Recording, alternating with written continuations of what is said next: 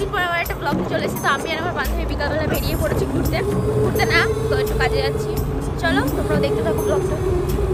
তারপরে চলে গেছিলাম কৃষ্ণনগর খনিজ পার্কের ওখানে দাদার দোকানে ফুল আনতে। দাদাকে আগের থেকে ফোন করে বলা ছিল।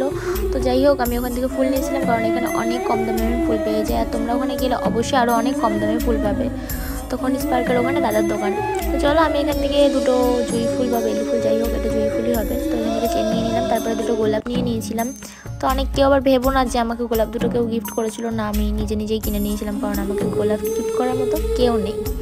তো চলো নিজের মতো নিজে দুটো পছন্দ মতো গোলাপ নিয়ে নিলাম, তো মাথায় দেবো সেই কারণে। তারপরে আমরা চলে এসেছিলাম বাড়ি এসে আমি রেডি হতে সোনালি কখন যে ভিডিও ক্লিপ নিয়েছিল আমি নিজেও জানি না। তো এখানে দেখো আমি সাজুগুজু করতে বসে পড়েছি। তোমরা আবার ভেবো না যে আমি অনেক মেকআপ করি, দেখো আমার অল্প কিছু মেকআপ। তো ফাইনালি আমি এখানে রেডি হয়ে গেছি। তো আমাকে কেমন লাগছে একটু কমেন্ট বক্সে জানিও। তো চলো আমার সব বন্ধুদের ফোন করেছি, ওরা আসছে, তো ওখানে গিয়ে সবার সাথে দেখা হচ্ছে।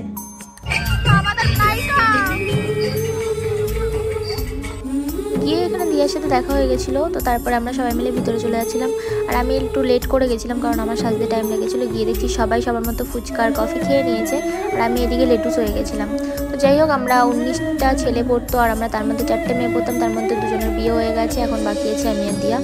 তো এখন দিয়ার যেহেতু মামার বিয়ে, তো সেই কারণে আমি এখন বন্ধুদের মাঝখানে আমি একটাই বান্ধবী। তো সবাই আমার জন্য ওয়েট করছিল, আর পিছন থেকে আমার ক্যামেরা রোহান ধরে দিয়েছিল।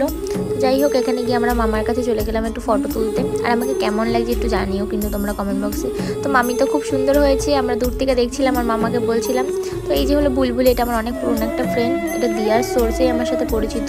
তো বান্ধবী এখানে কী যেন বলছিল ঠিক আমার মনে নেই। তো দেখলাম সবার যখন খাওয়াই হয়েই গেছে, তো আমি কেন বাকি থাকবো। তো আমি এক হাতে পকোড়া এক হাতে কফি নিয়ে বসে বললাম। আর আমি আনতে খুব লজ্জা পাচ্ছিলাম, সেই কারণে আমাকে রোহান এই জিনিসগুলো এনে দিয়েছিল। Thank you Rohan. তো এখানে দেখো কি করছে আমার সাথে, পিছন থেকে দেখো ঠেলা দিচ্ছে কেমন।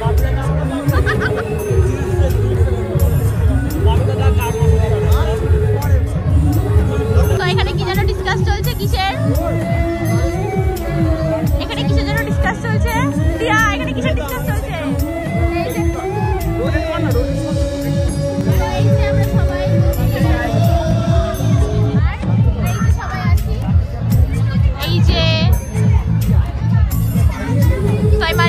পছন্দ করলে কমেন্ট বক্সে নাও। আর এই যে তোর গার্লফ্রেন্ড কোন বলে তো দেখনি না।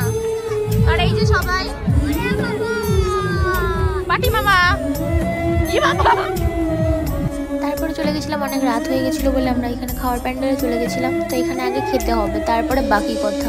এখানে বর্ষণ দিয়া আমি সুদীপ আরও পেছনে বন্ধু বান্ধব ছিল, সবাই খেতে বসে পড়েছিলাম। আর কিছু বন্ধু আগে খেয়ে নিয়েছিল। তো চলো এবার খাওয়াটা সেরে নিই, তারপরে ডান্সে যাব। চলো এখানে দেখো আমি আর দিয়া কিছু নাচ করছিলাম, সেরকম ভাবে না। তো চলো আমি আর এখানে ভয়েস দিচ্ছি না, বাকিটা তোমরাই দেখে নাও কি কি গানে নাচ করলাম।